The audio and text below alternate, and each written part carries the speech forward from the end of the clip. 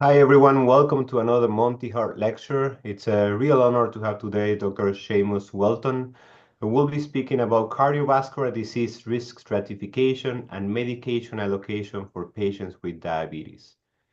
It's a real honor to have him here today. Dr. Seamus Whelton is an associate professor of cardiology and member of the Ciccaroni Center for the Prevention of Cardiovascular Disease at Johns Hopkins. His primary clinical and research expertise includes the pathogenesis, risk prediction, prevention, and treatment of atherosclerotic cardiovascular disease with an emphasis on the identification of coronary artery calcium via cardiac CT scanning. He is director of the Advanced Subclinical Atherosclerosis Clinic, which focuses on the treatment of patients with incidentally discovered CAC detected by CT imaging. Dr. Whelton has published more than 130 peer-reviewed manuscripts, multiple book chapters, has been an invited lecturer at national conferences and international conferences as well. He's an associate editor of the American Journal of Preventive Cardiology and the Journal of Cardiovascular Computed Tomography. He has been the principal investigator on grants from the NIH and also from the American Heart Association. It's a real honor to have you here today. Thank you so much for taking some time with us. Perfect. Well, thank you so much for the opportunity to speak today. I think this is going to be an important topic, and I've saved some time at the end for questions. All right, so let's start here. So, putting this kind of into perspective, why is this important? Well, we're used to seeing a reduction in the risk for cardiovascular disease, but, really when we look over the last couple of years, unfortunately, we've seen that the rate of cardiovascular disease is no longer decreasing. And, not only is it not decreasing, but it actually looks like it's increasing over the last few years. This is important for a number of reasons, but one reason I want to highlight today is that modifiable risk factors account for about 80% of cardiovascular disease. So this is really something that we can prevent and should be preventing, and we need to really think about it, make sure we're doing the right things here. So what are some of the reasons that we see this increase in the risk for cardiovascular disease? Well, one reason is there's a growing obesity epidemic in the United States. Almost 3/4 of adults in the United States are overweight or obese. And maybe even more alarmingly, if you look at this graph on the right, this is the trend in childhood obesity. And we can see significant increase over time. But in particular, I want to point out these patients in the blue line at the bottom, which are 2 to 5 years old. We can see that somewhere in the range of 10 to 15% of children who are less than 5 years old are already in the obese category. And we know that the trends that we set in early life are what continue on into adolescence, middle age and older age and adulthood. So, really important that we address this, because it's very difficult if you're obese at a very young age to change that later in life. In addition, we see decline in physical activity and exercise. So only about 25% of patients in the United States meet the physical activity guidelines. There's a number of different reasons for this, but things like the built environment, which is things like access to sidewalks, parks, places for physical activity, and jobs, with most people now, or many people at least, working desk jobs where there's very little physical activity associated with their employment. These are all important risk factors. And if we look on the right here, we can see that in 2019, only about 15% of high school students were meeting the aerobic and strength activity recommendations. So again, we're setting people up for failure if even in adolescence, people are not meeting the recommendations for physical activity and exercise.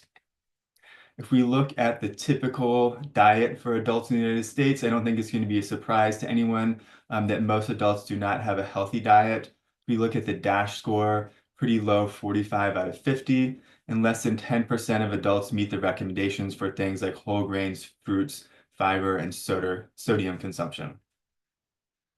So all of this together, I think probably unsurprisingly, are big contributors to what we've seen as a surge in diabetes in the United States.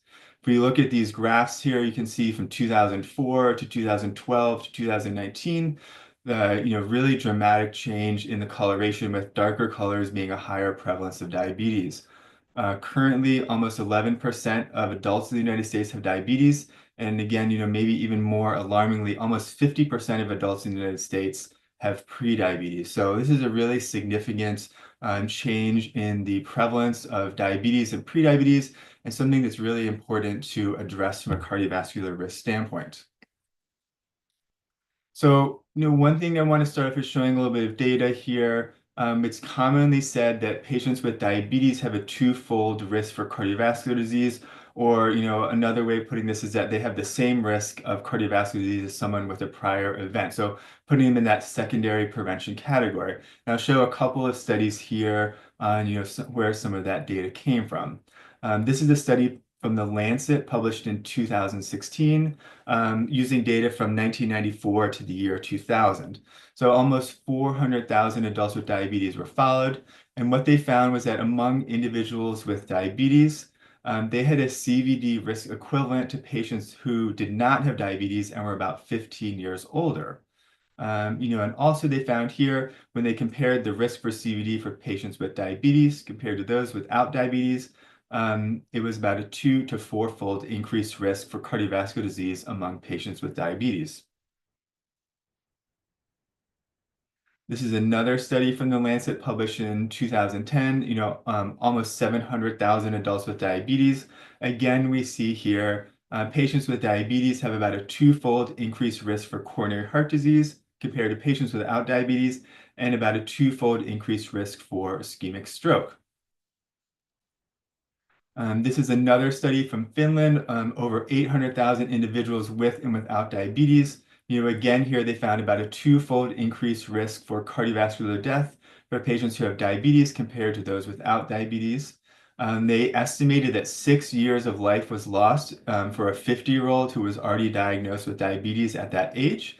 And if we look at the graph on the right here, we see in that black area under the curve that about 58% of the life lost was due to excess cardiovascular disease mortality. So cardiovascular disease mortality, cardiovascular disease is really leading contributor to complications from diabetes, and something that's very important to address. But this is, a more recent study. This is from 2015. And remember, some of the data I was showing you was from the 1990s before. This was about 1.5 million adults from the Kaiser Permanente group in Northern California. And if we look at the graph on the right here, what we see, this is a Kaplan-Meier survival curve. We see the risk for coronary heart disease for patients with diabetes. They actually have better overall survival compared to patients with coronary heart disease without diabetes. So what does this tell us? Well, I think there's a couple of reasons here for maybe why we see a little bit of different information here compared to some of the older studies that I showed you. And I'll show you a couple of slides here coming up, but we know that not all patients with diabetes have the same cardiovascular disease risk. So one point that I really want to emphasize during the talk today is thinking about continuum of risk. So from a guideline standpoint and from a treatment standpoint, it's convenient and oftentimes necessary to put patients into groups or into silos or into categories. But I really want to encourage people to think about cardiovascular disease across the continuum of risk, whether that is a disease group, a risk factor burden, or other ways of thinking about it. So why do we see the difference in coronary heart disease risk among these different studies? Well, some differences can be due to age. So certainly older age persons are going to have a higher risk of coronary heart disease. So if we're comparing older persons versus younger persons, or studies with older versus younger persons, we may see a difference there. We certainly know that the CVD risk factor burden can contribute. So patients with a higher CVD risk factor burden are certainly going to have a higher risk of cardiovascular disease. We know that studies from 20, 30 years ago, at that time, our guidelines or recommendations for risk factor control were not nearly as strict as they are now. If we look at the duration of diabetes or the age of onset, that can have important prognostic implications. The severity of diabetes, so thinking about what's someone's average fasting glucose, what's their hemoglobin A1C. Those are all things that contribute to potential differences we've seen in these studies. So this is a study looking at duration of diabetes, again, from the Kaiser Permanente group. If we look at this graph on the right here, we can see a stepwise increase in the risk for coronary heart disease. Patients on the left are those that have had diabetes diagnosed less than 5 years ago. And then going to the right, we see a diagnosis within 5 to 9 years and greater than 10 years in the gray graphs. And when we compare the patients who have had a long-term duration of diabetes for more than 10 years, we see that among those patients, their risk is actually pretty similar to patients who have a prior coronary heart disease event, but no prior diabetes. So, when we're thinking about this, patients with long-standing diabetes, those are going to be the patients that certainly have a risk equivalent to patients with a prior coronary heart disease event. Patients with diabetes diagnosed within less than 5 years certainly have an increased risk, but not nearly the same risk as those patients with long-standing diabetes. When we look at the age of onset of diabetes, I think this is another important thing to consider. In this study, they looked at the risk for patients who are diagnosed with diabetes at less than 40 years of age. They saw that those patients had about a twofold increased risk for cardiovascular disease compared to patients who are diagnosed with diabetes older than age 40. So they wanted to look and see whether or not the duration of diabetes played an important role. And we see that adjusting for duration of diabetes, the odds ratio decreased to about 1.13, but it was still statistically significant that those patients diagnosed at an earlier age had a higher risk of cardiovascular disease. And there's a couple of reasons for this. One explanation is that we think that patients with early onset diabetes, that appears to be a more aggressive phenotype of diabetes. But also, if we look at their overall risk factor profile, this is data here comparing the early onset diabetes in the blue compared to later onset diabetes in the red. We see that those with early onset diabetes have a higher hemoglobin A1C. If we look at their systolic blood pressure, we see that they have a higher systolic blood pressure. So there's probably a combination that is maybe a more aggressive phenotype, but also these patients have a higher overall cardiovascular disease risk factor burden. And then, if we look again, thinking about the continuum of risk, so this is this is a graph of patients who have diabetes. We see that there's a J-shaped relationship here. When we go from a hemoglobin A1C of about 5, there's a stepwise increase in the risk for coronary heart disease with higher levels of hemoglobin A1C. We see actually for lower values, kind of below the 5 range, there's also an increased risk. And we've seen this J-shaped association with other risk factors such as blood pressure. And when we're thinking about, again, these are patients with already diagnosed diabetes. It's pretty unusual you're going to have a hemoglobin A1C less than 5. And what we've seen, I think, here and with other risk factor groups is that when we have a high risk group but a very low burden of a risk factor, that's generally more indicative of a very sick population as opposed to the risk factor itself. So I think here when we see this J-shaped relationship, those people with a very low hemoglobin A1Cs, again, that's pretty unusual for someone who has diabetes and probably indicative of someone who overall has poor health condition. So this is the similar idea looking at the trend of hemoglobin A1C and the association with cardiovascular disease, but this is among patients without diabetes. So this would be a healthier group of patients. And what we see here is a stepwise increase in the risk for coronary heart disease and cardiovascular disease hospitalization with higher hemoglobin A1C values. And so again, I want to emphasize here this idea of continuum of risk. So we define prediabetes as a hemoglobin A1C greater than 5.7% to 6.4%. But here in this group, we see that even at values below that there's a stepwise increase in the risk for cardiovascular disease, even among patients who may have what we consider a normal hemoglobin A1C. So what do the guidelines tell us about treating patients with diabetes? Well, they actually single out patients with diabetes into one of the 4 statin benefit groups. This is the recommendations from the 2018 ACC/AHA guidelines. We're currently working on updated guidelines, which we may have as soon as this fall. But these are currently the recommendations that we have. And so they recommend that if you're a middle-aged person between the age of 40 to 75, and you've been diagnosed with diabetes, is a class 1 recommendation that you should start at least moderate intensity statin therapy. And they don't actually recommend any risk stratification here because by default, we're going to be classifying these patients with diabetes into a high enough risk group that has been determined that they should start statin therapy. So that being said, what about higher intensity statin therapy? Well, the guidelines recommend here that, for these same patients, you can consider or should perform risk assessment to determine whether or not they may benefit from high intensity statin therapy, and that's a class 2A recommendation. So the ACC/AHA guidelines in 2018 recommended the pooled cohort equation score. We have a more updated PREVENT score, which came out last year. I'm not going to spend too much time talking about the different risk scores here. They're overall pretty similar. But what I want to point out here is that for patients that fall into this intermediate risk group where you're not totally sure about their risk, the guidelines recommend that, preferentially you can consider coronary artery calcium scoring to help refine their risk for patients whose risk is uncertain. So what is coronary artery calcium scoring? Well, it's most commonly used to refine ASCVD risk assessment. I want to focus here on asymptomatic patients. And we most commonly use this to think about whether we should initiate, retrial, or intensify statin therapy. But I'm going to show you later on in the talk, there's actually a number of other medications or treatment goals that we may want to consider based on the coronary artery calcium score or burden of atherosclerosis. We see here on the right patient in the top left who has a coronary artery calcium score of 0, and then here in the bottom left corner, patient with a severe amount of calcification in their LAD.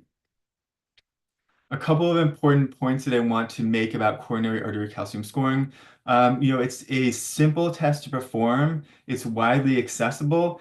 And, these are really some of the major strengths from a logistical standpoint of coronary artery calcium scoring, because this is something that we don't need a specialized cardiac CT scanner to do. There's very little training from the radiation technology standpoint, and the scores are very simple to interpret. So, one comparison I want to make here between whether it's the pooled cohort equation, the PREVENT score, or whatever risk score you may use, those risk scores change over time as different risk factors are included, as different populations are included. But a coronary artery calcium score of 0 is going to be a coronary artery calcium score of 0 10 years from now, and a coronary artery calcium score of 300, 400, whatever it may be, is going to be the same score 10, 20, 30 years from now. And so while we may see recommendations on treatment therapies that may change over time based on different risk scores, we know that the coronary artery calcium score is going to be consistent over time and not going to change in terms of how we interpret and score coronary artery calcification. So this is an example from the multi-ethnic study of atherosclerosis, and this is looking at all the participants overall. And I just want to emphasize here that we see that there's a really nice stepwise separation in the risk for coronary heart disease with higher coronary artery calcium scores. And we see that this risk stratification gives us good short and long-term information. So if we look here, we see that even over 2 to 3 years time, there's already quite a difference in the risk profiles for patients based on their coronary artery calcium score. And this shows data out to 15 years, and you can see even more separation as more time goes on. One of the very important things that I want to point out about coronary artery calcium scoring is a concept that's in turn the power of 0, or a coronary artery calcium score of 0. And we see that these participants in the MESA study, in the blue here, who had a coronary artery calcium score of 0, have a very low risk of coronary heart disease over 15-year follow-up. And this is really important for a number of reasons. Number one, identifying these low-risk patients. But number two, when we think about other risk factors, having a normal risk factor profile normal individual risk factor, while good, doesn't really necessarily give you the prognostic information that we get from a calcium score of 0. In terms of having a normal cholesterol doesn't necessarily put you in a low-risk group. Having a normal blood pressure doesn't necessarily put you in a low-risk group. And that's because we know that atherosclerosis is a really multifactorial process. And while having a constellation of risk factors that are low or normal would definitely put you in a lower risk group, there's many known risk factors, but also unknown risk factors. And a coronary artery calcium score really puts all of that information together and shows us what is going on in the coronary arteries and shows us somebody's burden of atherosclerosis. And I'm going to show you information here about how that can really improve our risk stratification across risk factor profiles, and in particular across patients with diabetes. A couple of important points I want to make about the interpretation of the coronary artery calcium score. One is that the coronary artery calcium score is not directly associated with the severity of focal stenosis. So remember that we're going to primarily be thinking about performing these tests in patients who are asymptomatic. And in asymptomatic patients, even a positive coronary artery calcium score is most often going to be reflective of non-obstructive coronary artery disease. As an example, this is a study here where asymptomatic patients had a coronary artery calcium score and a nuclear stress test performed. We can see that even among patients who had a calcium score above 400, only about 10% of those patients had an abnormal nuclear stress test. And we know that abnormal nuclear stress testing has about a 50-50 chance if we send those patients to the cath lab or for a coronary CT, that only about half of those patients will actually truly have coronary artery stenosis in the severe range. So really, that number is probably closer to 5%. And again, thinking about this continuum of risk, we're really going to think about those patients with obstructive disease really being in probably much higher in general groups than just a calcium score of just above 400. So like I mentioned, there's significant heterogeneity in the burden of atherosclerosis or coronary artery calcium score, by different risk factor groups. I'm going to focus on talking about patients with diabetes today, but I also just wanted to point out here also patients with hyperlipidemia. But if we look in the MESA study, and important to point out here, these are middle-aged patients without coronary heart disease, but who have been diagnosed with diabetes. We see that perhaps surprisingly, about 40% of these patients have a coronary artery calcium score of 0. But if we look at another high-risk group, these are patients with hyperlipidemia. In this particular study, they defined that based on the total cholesterol to HDL ratio, and they looked at that by quartile. And we see on the far right here, these are patients in the highest quartile of the total cholesterol to HDL ratio, that again, about 40% of these middle-aged patients in the MESA study have a coronary artery calcium score of 0. So I just want to emphasize here that the heterogeneity in burden of atherosclerosis is not unique just to diabetes. We've seen this across multiple different high risk factor groups, whether it's diabetes, hyperlipidemia, or other groups that are commonly considered high risk. So putting this into perspective for patients with diabetes and their cardiovascular disease risk, this is a three-dimensional plot here of looking at the coronary artery calcium score in that kind of x-axis in front of us, and looking at patients on kind of the horizontal axis closest to us in the white who do not have metabolic syndrome or diabetes. In the middle are participants who have metabolic syndrome alone, and in the back in the dark gray are participants who have diabetes. What we see is that highlighted by this red oval, patients who have a coronary artery calcium score of 0 have a low annualized event rate of cardiovascular disease across whether they have diabetes, metabolic syndrome, or neither of those.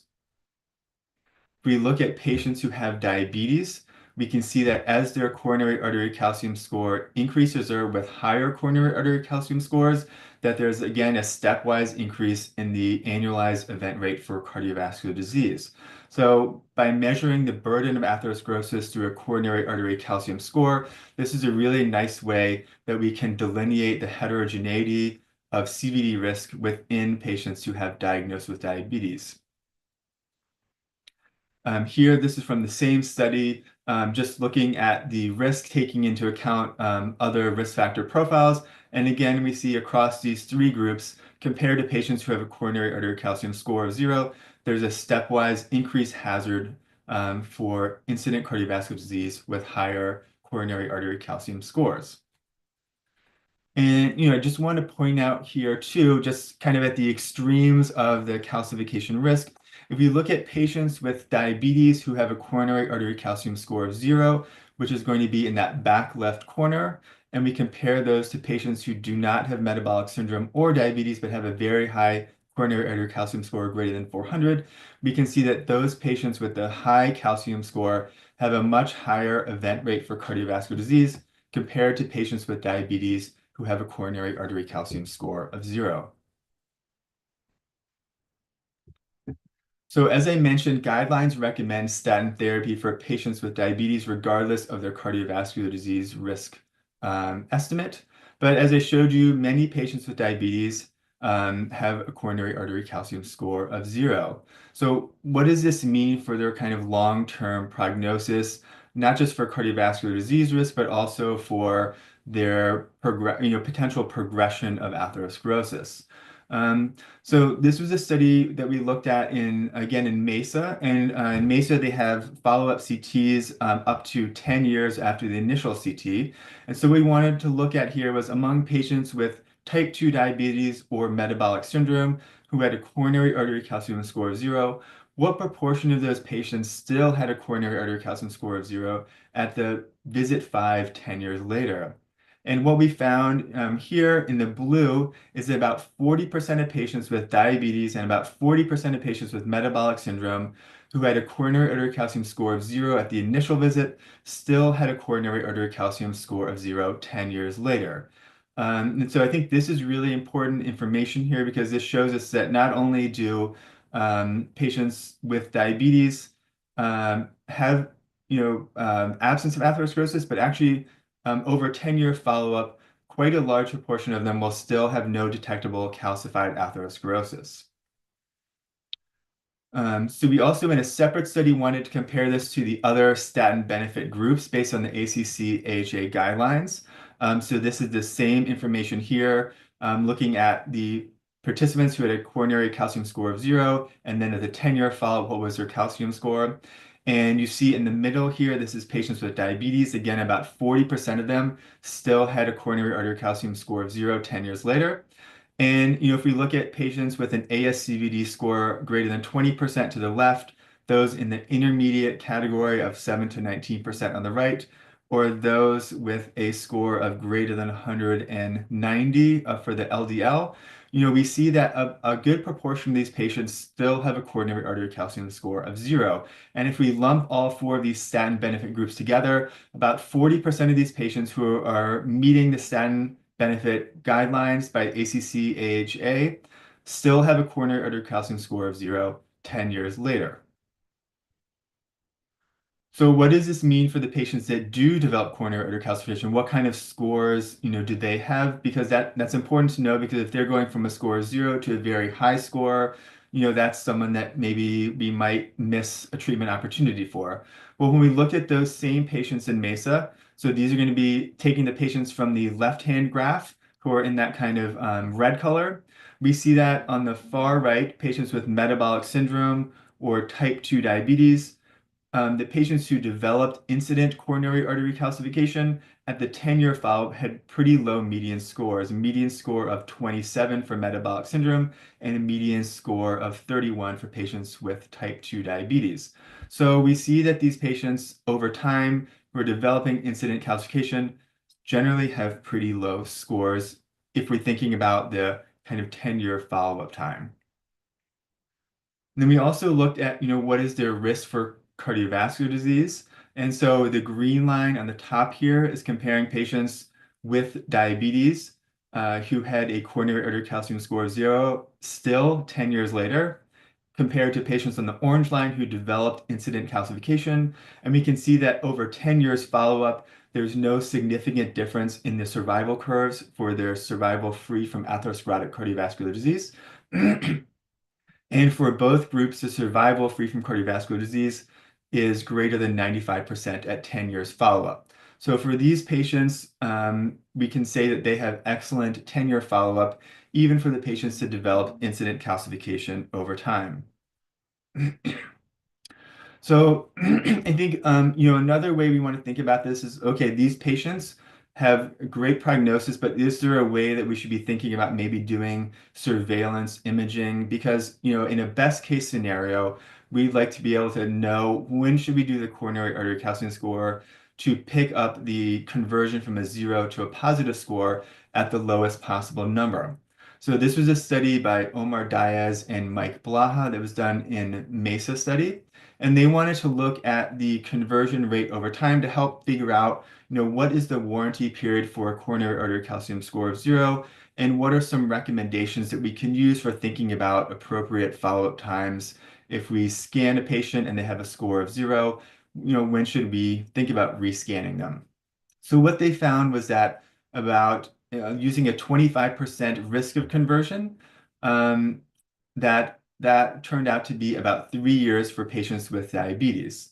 If we look on the right here, this is looking at the conversion by ASCVD risk groups, and you see that for patients that are in the low risk group, the prevalence of conversion is lower compared to patients that are in the blue who are in the high risk group. I think that makes a lot of sense.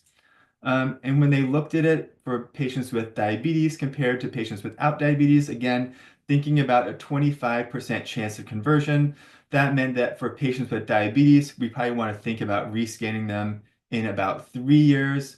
And for patients without diabetes, that's a longer time period. And so Dr. Blaha and Dr. Diaz put some recommendations in their paper. And if we look at the very bottom, we see that for patients that are high risk, in that greater than 20% group of patients with diabetes, we might want to think about 3 years. And for patients that are low risk, we might want to think about something closer to 7 years. So this is really, I think, useful data that we can bring to our patients. And we can say, we know that you have diabetes, you have a coronary calcium score of 0, which puts you at low risk. And if we want to think about rescan interval, thinking about a 25% of conversion, we might want to rescan you at 3 years. And then, using physician-patient discussion, we can think about whether, 25% or maybe a higher or lower score is kind of in keeping with what the patient might want, keeping in mind that if we flip that around, that means if you rescan patients with diabetes at 3 years, about 75% of those patients will still have a coronary artery calcium score of 0. So using this information, we can talk to our patients and come up with a personalized plan on when a good rescan interval is for these patients to try to pick up conversion from a 0 score to a positive score at a low coronary artery calcium score number. So one point I want to make here over the next couple of slides is, all of the information I've been talking here is about using coronary artery calcium scoring for allocation of statin therapy. One question that we get in clinic probably every single day is about statins and the risk for diabetes. So one of the trials that looked at this most closely is the Jupiter trial. And remember, in the Jupiter trial, they are treating patients with rosuvastatin 20 milligrams, which would be fall into that high intensity statin therapy group. What they found was that among patients in the Jupiter trial who had 1 or more risk factors for diabetes, those who were treated with rosuvastatin 20 milligrams had about a 30% higher risk for developing diabetes compared to patients without any risk factors. Compared to patients who were not treated with rosuvastatin 20 milligrams. But when they looked at patients who had no risk factors for diabetes, those treated with rosuvastatin 20 milligrams, there was no significant difference for the risk for diabetes compared to patients that were treated with placebo. The cholesterol treatment trialist group also did a meta-analysis to look at this. And what they found was that looking at low to moderate intensity statin therapy, that increased your mean hemoglobin A1C by only about 0.06% on average. And looking at high intensity statin therapy, that increased the mean hemoglobin A1C by only about 0.808%.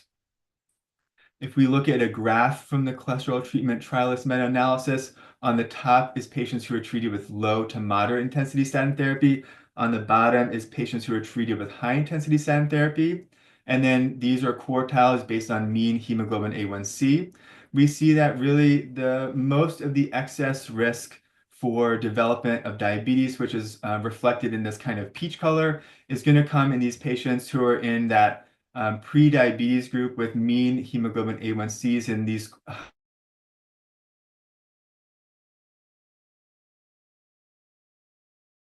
who are treated with low to moderate intensity statin therapy. That excess risk is a little bit lower than the patients who are treated with the high intensity statin therapy.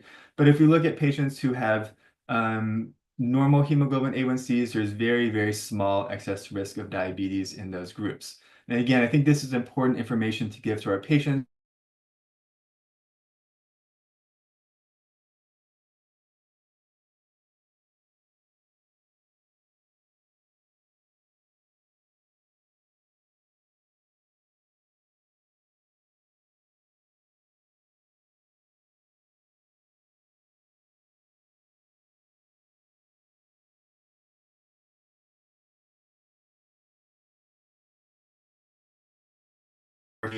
gross clinical level, their risk may not actually really being changed much, even though they're now in a new diagnostic category and a new risk category. And so in the Jupiter trial, what they found was when they looked at the time to diagnosis of diabetes, patients who were diagnosed with diabetes, those who were randomized to rosuvastatin 20 milligrams were only diagnosed 5.4 weeks earlier compared to patients who were randomized to placebo therapy. So very small excess time to diagnosis with diabetes with rosuvastatin.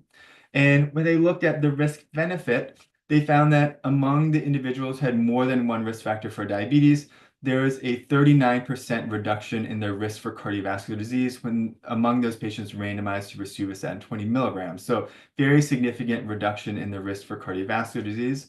And there, for about every 2.4 vascular events or deaths that were avoided, there was one new diagnosis of diabetes. So again, if we're thinking about a risk benefit, we can reassure our patients that the benefit of statin therapy outweighs any risk that might be associated with a new diagnosis of diabetes.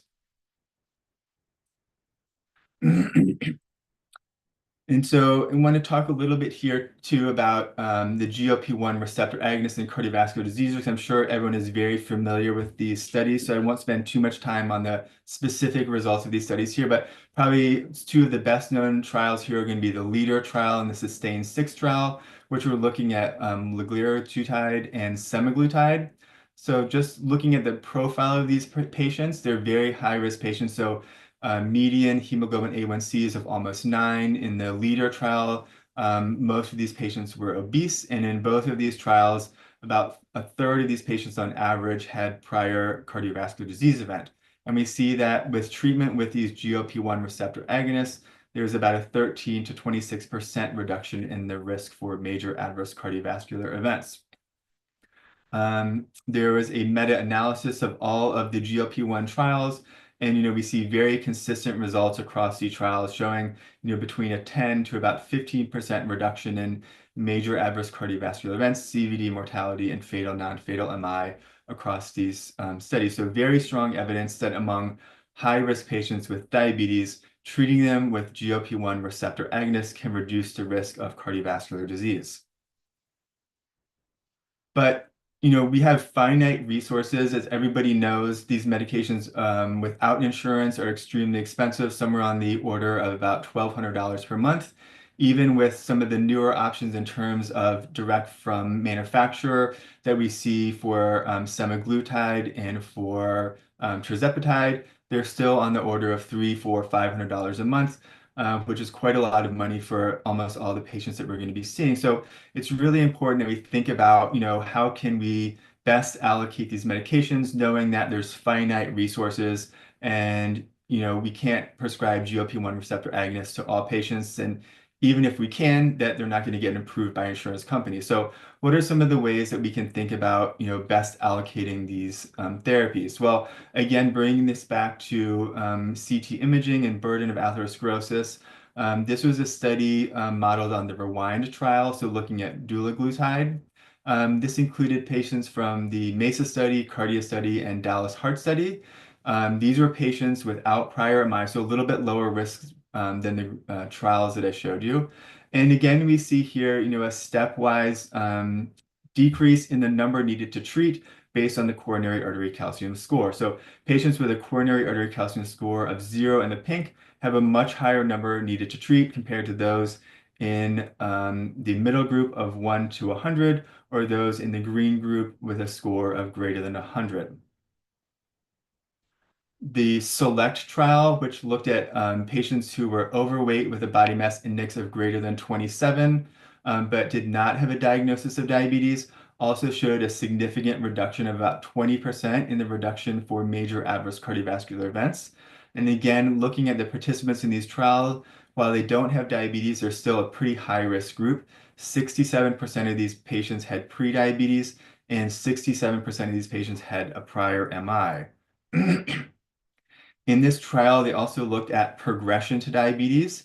They found that the patients that were randomized to semaglutide, about 66% of them had a hemoglobin A1C in the normal range at the 2-year follow-up.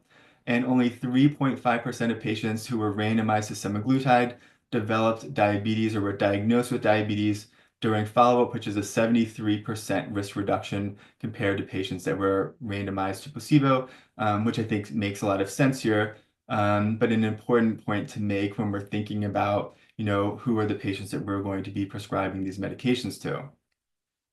So again, this is another study looking at using the SELECT trial data and thinking about the number needed to treat according to coronary artery calcification values. And again, we see that for patients in the pink who have a coronary artery calcium score of 0, there's a very high number that we're going to need to treat to prevent one atherosclerotic cardiovascular disease event, compared to patients who have a score of greater than 300, where there's a much smaller number needed to treat. And so I'm focused mostly here on atherosclerotic cardiovascular disease, but I also wanted to spend a little bit of time thinking about some of the other avenues that we can think about CT imaging. And also when we're thinking about patients with diabetes, we know that SGLT2 inhibitors also can significantly reduce the risk of cardiovascular disease, primarily more from a heart failure standpoint as opposed to an atherosclerotic cardiovascular disease standpoint. So this was data from the MESA study where we looked at the burden of not only coronary artery calcium, but thoracic aortic calcification. And what we found was that for patients who had a very high coronary artery calcium score greater than 300 and a very high thoracic calcification score greater than 500, that in particular, those patients had an almost twofold risk for development of heart failure. You see here on the right, this is the graph looking at the thoracic or TAC score stratified by the coronary artery calcium score. And we can see on the far right, for those patients who have a coronary artery calcium score greater than 300, that there's a stepwise increase in the risk for heart failure with higher thoracic aortic calcification scores. And so again, this is unpublished data, but looking at this and extracting this data and taking it to the SGLT trials and number needed to treat, we really see the same thing here. I think this would be make a lot of sense and not surprising to anyone. When we look at the number needed to treat with a SGLT2 inhibitor to prevent one incident case of heart failure, we see that among patients who have a CAC score of 0 or a thoracic calcification score of 0, there's a much higher number needed to treat compared to patients with higher coronary or thoracic calcification scores, particularly among those patients with a very high coronary calcification or very high thoracic calcification score. And I also want to mention here, thinking about blood pressure. So recently, just at the end of last year, the BP Road trial came out. So we have a couple of trials looking at treatment to a systolic blood pressure of less than 120. The BP Road trial specifically focused on patients with diabetes. And I want to point out here that one of the inclusion criteria for BP Road was subclinical cardiovascular disease, which included a coronary artery calcium score of greater than 400.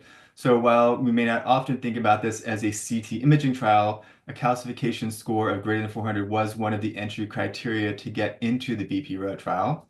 And again, they tested here randomization to a systolic blood pressure goal of less than 120 versus less than 140. And they found just over a 20% reduction in the risk for major adverse cardiovascular events among patients with diabetes who are randomized to a systolic blood pressure less than 120. So taking data from this trial and other trials where they've treated to a systolic blood pressure less than 120, again, we see that looking at the coronary artery calcium score and thoracic aortic calcification scores, that there's a stepwise decrease in the number needed to treat with a higher burden of atherosclerosis. So again, another way to think about while treatment to less than 120 is not in any current blood pressure guidelines, we now have, depending on how you want to count it, somewhere between 3 to 5 trials showing benefit to treating to less than 120. We're expecting new ACC AHA guidelines on blood pressure to come out sometime this summer. So we'll have to keep our eyes out on whether or not this becomes a new recommendation in the guidelines. But I think either way, there's pretty good data here to suggest that more intensive blood pressure lowering may be beneficial for patients with diabetes in particular, and particularly when we think about across the burden of atherosclerosis. So in summary, as I showed you, patients with diabetes certainly have a higher risk of coronary heart disease and a higher risk of cardiovascular disease. But diabetes itself is not a universal coronary heart disease risk equivalent. And as I showed you, there's a couple of different ways we can look at this in terms of duration of diabetes, age of onset, but also looking at burden of atherosclerosis, I think is a really important way to think about heterogeneity of risk and allocation of therapies. So as I showed you, coronary artery calcium burden is strongly associated with ASCVD risk, regardless of traditional risk factor profile, regardless of your estimated ASCVD risk score, or traditional high-risk groups, whether that's patients with diabetes, hyperlipidemia, or other ways of classification of patients of high risk. And direct quantification of atherosclerotic burden via coronary artery calcium is really our most individualized tool for cardiovascular disease risk prediction. And I think this is really important because when we're in clinic and we're seeing a patient, we really want to be able to tell them what their particular risk for coronary heart disease is, and not just their risk on average compared to the general population. And using coronary artery calcium is really a great way to personalize risk for the patient that you are taking care of. And so lastly, one of the very important points about coronary artery calcium scoring is that a coronary artery calcium score of 0 is associated with a low risk of atherosclerotic cardiovascular disease across groups, and that includes patients with diabetes. And as I showed you, about 40% of middle-aged patients who have a calcium score of 0 and diabetes will still have a score of 0 10 years later. And by using coronary artery calcium and measurement of burden of atherosclerosis, we can really improve allocation of these medications, which is something that's important not only for taking better care of our patients and reducing the risk of cardiovascular disease, but something that's really essential given the finite resources available to our society. So I'm going to end here, and thank you again for the opportunity to speak, and happy to take any questions from the group. Thank you very much. That was a wonderful lecture. I think it just reinforces as well how much we need to train our fellows on starting GLP-1 agonists. I mean, we can't expect that all PCPs will know how to integrate this data from CAC scores into decide which patients benefit the best. So congratulations. Please, everyone, put your questions in the Q&A and we'll go through them. I'll start with one question about these softwares that are now promoted to pick these patients up from chest CTs. Do you guys have any of these automated AI softwares at Hopkins? Yeah, that's a great question. So there's a couple of trials. The Notify-1 trial, looked at using automated software to measure coronary artery calcium from non-cardiac CT chest, and found that when they alerted primary care providers and patients to that there is a significant about half of those patients were appropriately then allocated to statin therapy. So that's definitely something that we've been working really closely with our radiology group at Hopkins with. Pamela Johnson has been really a great lead in the radiology department here. And we have now, it started off as a quality improvement project with the lung cancer screening CTs because that's such a high risk group. But we now do have a artificial intelligence program. There's a couple of different FDA approved ones. But we're using one here in the radiology division to measure coronary artery calcium and then report that across all non-cardiac CT scans to try to really highlight the importance of this. And I think another important point here is that they're including this in the impression or conclusion section of the reports for patients that have moderate or severe calcification to really make sure that it doesn't get lost in the details of the radiology report.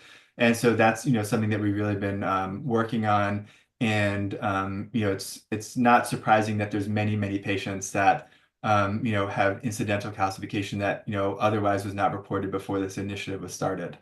Yeah, it would be great to see if that leads to also higher utilization of GLP-1 agonists. I think it's like a low-hanging fruit there. Exactly. Yeah. So great. So we have a question from Rob Osfeld. He says, "Thank you for the terrific talk. As you noted, we could be doing a much better job adopting life essential 8 goals What advice can you give us to help enable our patients adopt healthful lifestyle changes? Yeah, that's a great point. And want to emphasize that pretty much every single CVD guideline is going to start off with, recommending that the foundation of CVD risk prevention is really diet, exercise, lifestyle modification. As I showed you at the start, pretty alarming trend of obesity, lack of physical activity, even among patients who are, in the under 10 years old and adolescents. And so I think part of the reason that we see that these GLP-1 receptor agonists are so popular is because, unfortunately, despite our best efforts, it's very difficult to change somebody's habits and diet and exercise and lifestyle. I wish I could give you a tip that will get your patients to change them, but I think probably one thing that I try to emphasize when I'm taking care of patients is to make one change at a time because it's so difficult to even do that.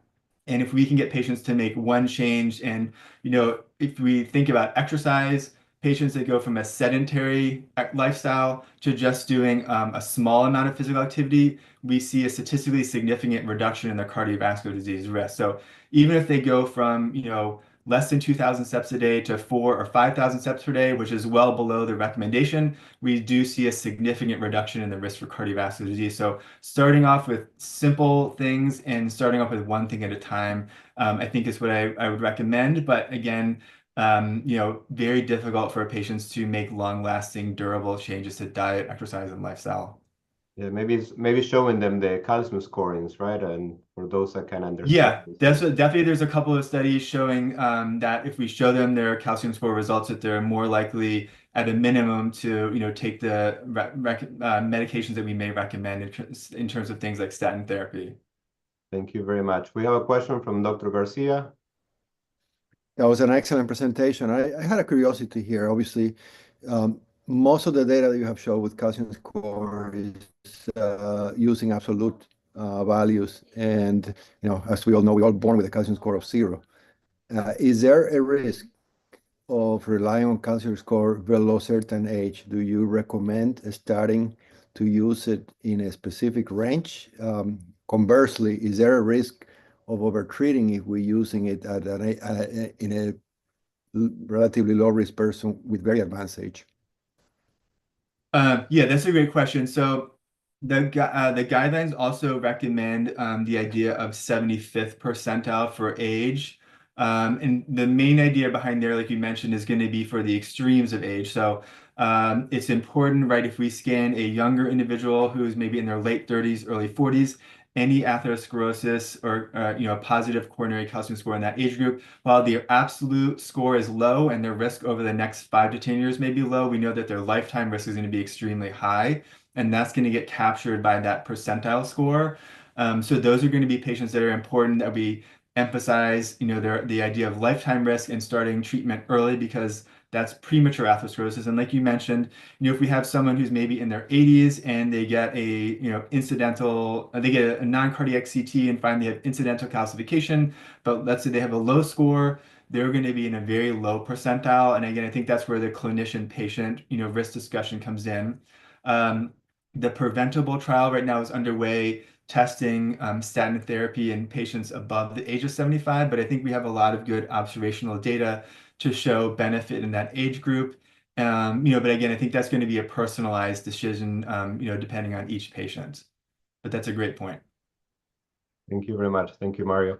We have another question here from D. Hart. It says, is there a randomized trial that demonstrates patients with low calcium score, say below 100, treated with statin therapy truly offer benefit, especially if LDL is already reasonably good?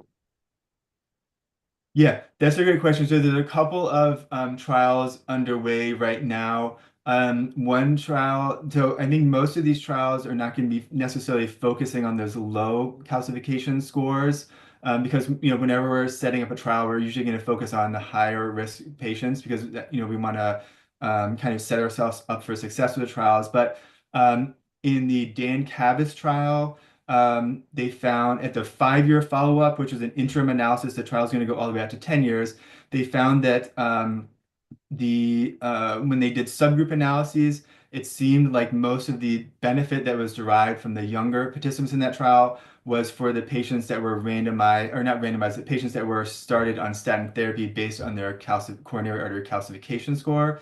So that's probably the strongest evidence we have right now. But like I said, there's a couple of trials underway. Again, going back to the preventable trial, there's an ancillary study there where they're going to look at coronary artery calcification and look at that in terms of benefit based on randomization to, I believe that's atorvastatin 40 milligrams in that trial. But I think the other important point you make here is that atherosclerosis is a multifactorial process, so it's really important to focus on what are the key risk factors for that patient. So while the guidelines are always going to recommend statin therapy for patients with elevated calcification score, if we see that they're, for example, diabetes is poorly controlled, maybe they have a high lipoprotein A, poorly controlled hypertension, I think it would make a lot of sense to focus on those risk factors that are least well controlled. I think it's always important to I like to rank the risk factors in terms of least to most well controlled and really focus on them in that general categorization. Thank you very much. We have from Daniel Lorenzati, his great lecture. Thank you. You show several studies using CAC over 400 as a marker of severe burden. Recently, we've seen data using 300 from Matt Budoff in particular that may carry a similar risk of having had an ASCVD event. Should we be using a lower threshold? Does it really matter? What do you think? And he also says he has a question about aspirin for primary prevention in diabetic patients after the ASCEND trial and using CAC. Oh, yeah. All right. So for the first question, I think that 300 is a good, some studies use 374. I think 300 is probably a good categorization to use. But again, this is really across the continuum of risk. So, a score of 400 is going to be higher risk than 300. But, if you have a score of 275, that's, going to be very similar risk to 300. So we're forced to use categorization from a diagnostic and treatment threshold, and I think 300 is a good number to think about there. But again, encourage everyone to think about risk across the continuum of whether it's coronary artery calcium, blood pressure, hemoglobin A1C. For the second part of the question, there's a couple of observational studies looking at aspirin. I think the main, obviously it's a different mechanism, but the main difference from a treatment standpoint is that there's very little harm from statins, whereas with aspirin, the main thing we worry about is the risk of bleeding. And so when we're thinking again about that risk benefit, there's more of a risk with aspirin, even though it's a relatively low risk. And so what a couple of studies have shown is that if you have a coronary artery calcium score above 100 and you're low risk from bleeding, that's probably a good threshold to think about potentially starting aspirin therapy. The one thing I will say is that for older patients or frail patients or patients that have been determined to be higher risk for bleeding, again, we want to personalize that risk decision. So if you have an 80-year-old patient who has a coronary calcium score of, let's say, 110, that's someone that I'd probably be less inclined to start aspirin therapy on than, a younger person with that same score. Well, thank you very much. Very great answers, to the very engaged questions as well. So we learned a lot from you, so we highly appreciate your time with us. And continue the hard work. Thank you again for the opportunity to speak, and thanks for the great questions. Bye-bye. Take care. All right. Bye.